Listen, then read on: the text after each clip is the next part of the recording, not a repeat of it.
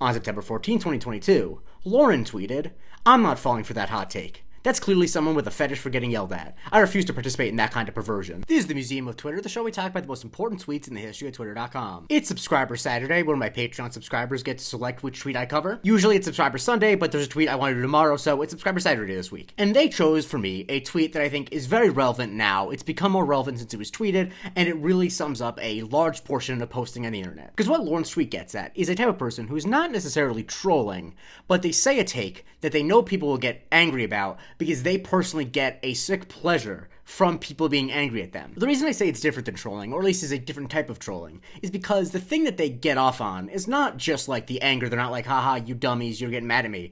It's like them being the target of it makes them feel better about it. Like, I actually think that Lauren using the word fetish is both funny, but is also kind of what it is. It's like sadomasochism by way of angry internet comments. And I think Lauren's tweet is very funny because, again, it calls it a fetish, but I do like the way it ends with, "I refuse to participate in that sort of perversion," because it's like humorously using like sort of prudish language to talk about not engaging. And I think the reason the tweet's so useful is because it's a great way just to say like, okay, I see what you're doing here. You want to rile me up because you get off on it, but I'm not going to give you that satisfaction. And I've debated whether or not I should admit this, but I think the reason why I like this so much is because when I was like an adolescent, like a preteen, I did this a lot in my normal social life or my life with my brothers and my family, where I would say something that like I knew was like offensive or like would get them mad in a serious way just because like I got a sick pleasure over the attention of people being mad at me. And I understand that this is really bad behavior and I corrected it in my teen years. And so I think that that's why I get so frustrated and angry when I see grown adults acting this way. It's like I got over that part of my personality when I was 14. What's your excuse? You are a grown adult. And I think Lauren's post actually gives the antidote of how to deal with people like this. The way that my family specifically learned to deal with it is just rolling their eyes and not giving me the attention I was clearly begging for. And that's painful, especially when it's people close to you,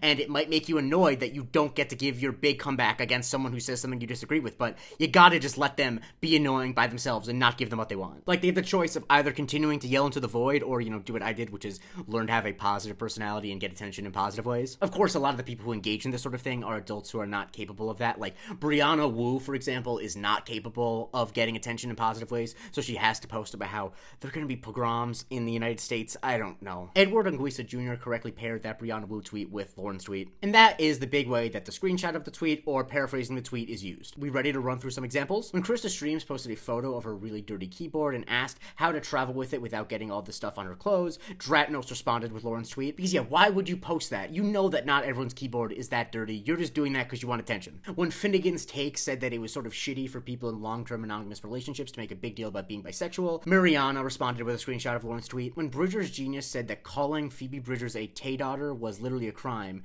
Britt Lower Emmy campaign head said, "I'm not falling for that hot take. That's clearly someone with a fetish for getting yelled at or refuse to participate in that kind of perversion." I'm not taking a side here. I would rather weigh in on complex geopolitics than any sort of Taylor Swift related debate. When Sagas on Blue Sky said that libraries in their current form are outdated, Paul Chin responded with a screenshot of Lauren's tweet. I think this is definitely someone with a fetish for getting yelled at because they posted this on Blue Sky in 2023, and I can't think of a user base more unreceptive to the idea that libraries aren't good than people who are on Blue Sky in 2023. But one of the best examples I found of it so clearly being a fetish, whether like sexual in nature or just like fetish generally, is when this guy Jordan Bach made a big post, and a lot of people made posts like this, being like, "I'm a gay guy who's left the left. I used to be a Democrat, but now I'm voting for Donald Trump." B-plot coded character said that they're not falling for that hot take. It's clearly someone with a fetish for being yelled at. And that is absolutely what goes on with people like this. Same with that bozo, who I'm not even gonna bother finding a photo of, who always is on planes with a Donald Trump hat being like, "Oh, is someone gonna say something to me?" It's like, clearly you just get off on people being mad at you. If you were a charming enough person to post things that people would enjoy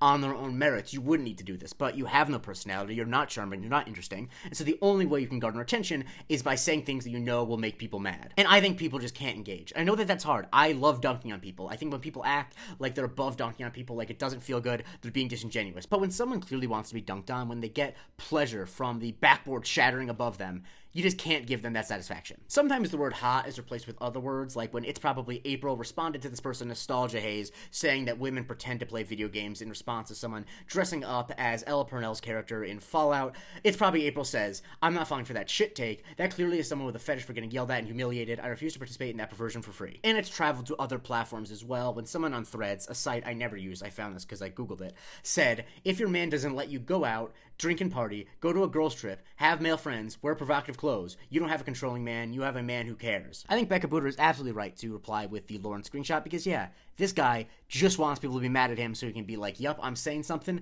that people disagree with, I'm saying the truth, and that makes me powerful and good. And on Reddit, I found it a couple times in the comments when someone on r/Scotland said, what's with all the hate landlords get? 10lag responded with the Lauren tweet because, yeah, no shit. That's one of the most obvious bait attention posts I've ever seen. Same a year ago when someone on r/Denver Broncos said, the more I think about it, the more I think we just bring back Russ. Goddammit, Whalen responded, me every time I see OP post with a screenshot of Lauren's tweet. Because, yeah, just know if you don't know sports, posting that on a Denver Broncos subreddit a year ago clearly was just a recipe for getting yelled at, and you couldn't expect anything different. But my favorite example came from film Twitter when this Marina person was arguing that No Country for Old Men isn't good because Anton Chigurh decides whether or not to kill people based on a coin toss. And she said that the Coen's other movies aren't much better, The Big Lebowski is annoying on a good day. And Sonny Bunch responded with, I'm not falling for that hot take, man.